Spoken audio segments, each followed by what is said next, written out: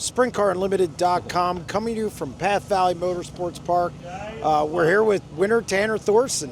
Tanner, you won your first career high limit race, full high limit race, a couple weeks ago at Lernerville.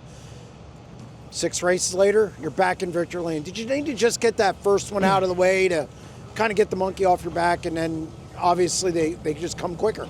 Yeah, definitely. And I just think it's just a matter of just the right chemistry. Like, we're all working really good together. We're all ready to get home, but we're all, working really hard, and it's just a lot of effort basically put into our team and our program, and just comes down to having the right people. Interesting race. This is a place you won at before. I believe it was in a midget? Sprint. Right, okay. How much did that kind of come into play, that experience, and just be able to wait this track out till it got dry, slick, and get to the front? I feel like, honestly, you feel like you're in a non-wing car here, like legit. And I wouldn't say we were set up close to being like a non-wing car, but we weren't, really too far off as far as, obviously we're on coils, but we're, if we were to be in a bar car, we'd probably be pretty similar to where we were in our non-wing car here when I won. So, yeah, I think laps here, I've raced here quite a bit actually with midget and non-wing car, and I was leading a midget race and got taken out coming to the white flag, or coming to the checkered actually.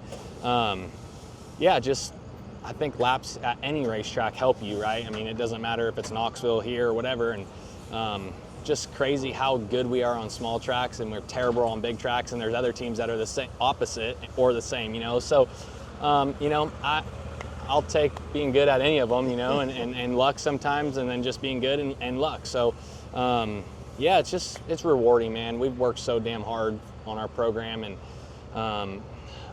I can say that, I feel like I can say this, but I also don't know because I'm not in anybody else's shoes or whatever with their teams, but I feel like we work as hard, or if not harder than, I'd say 95 to 100% of them, honestly. And it's just a testimony to having a good car owner and people that believe in me. And we've had setbacks and stuff like that, and it's just a matter of just still driving forward and being positive and stuff like that. So. Pass for the lead. You got around outside of Gio and were able to just keep working the outside.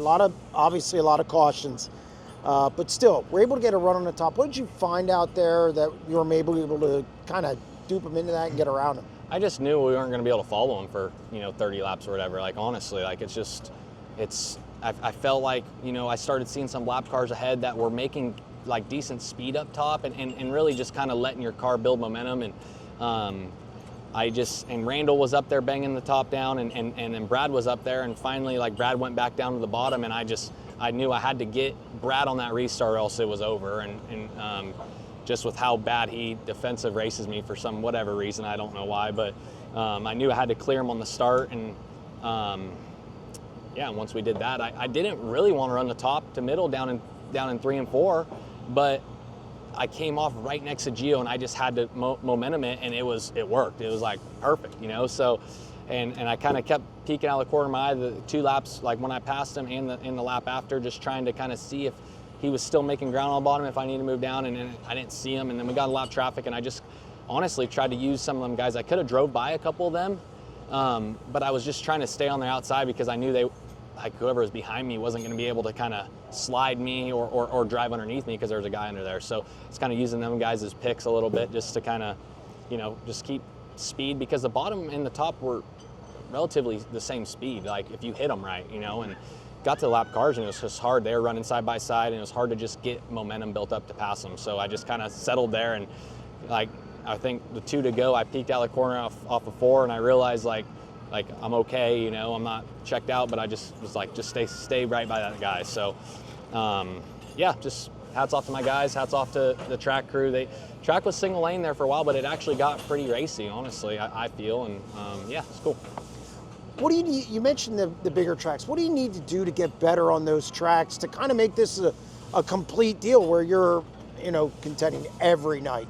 I think just laps, man. I grew up, first laps in sprint cars were out Chico and Placerville, and those tracks are so small. It's just a matter of, that's just what I grew up racing. You see these guys that are out here that grew up racing at the Grove and Port Royal, they're badass at those places, and they struggle at smaller tracks, and luckily enough for us, our schedule is a lot of small tracks, you know, where the Outlaws, I feel like there's a lot more bigger tracks and stuff. And, you know, I just gotta build a notebook more. I feel like if we race in Knoxville every weekend, we'd be really fast. We could get really fast. It just comes down to comfort and just having a set on you I'm to the age of, thank you. I'm to the age, I feel like, where I don't really want to go bash the fence down for no reason unless, you know, I'm comfortable. And that's the big thing that we've worked on, is just getting me really comfortable. Last thing, 2 wins this year. How important is that to you mentioned building this thing, and just it seems like that's the key word, keep building this thing. And how important is it to, if you don't even win one the rest of the year, just getting those 2 wins and toward the end finishing strong? It's big. I mean, the mojo in the pits, the guys, my sponsors, just keeping everybody happy is, I mean, the big thing. I mean, this is a business, you know, and I mean, straight up, if your guys aren't happy, if your business isn't happy, I don't care what you're doing, driving a truck, you know, trash service, whatever. If your guys aren't happy and they aren't enjoying themselves, like, it's not going to work out. So just trying to keep the pits happy, and, you know, and sponsors and car owners and everything. It's just it's a big thing to do. So and this is obviously my first time, really not first time, but this is my first time being able to kind of run a program all by myself, besides my midget stuff, you know, that's obviously my stuff. But you know, it's a big learning curve, man. There's a lot of ups and there's a lot of downs, and it's just like one up like this covers the last downs for, you know, two months. So just got to keep people happy. Congratulations on the win. Appreciate it.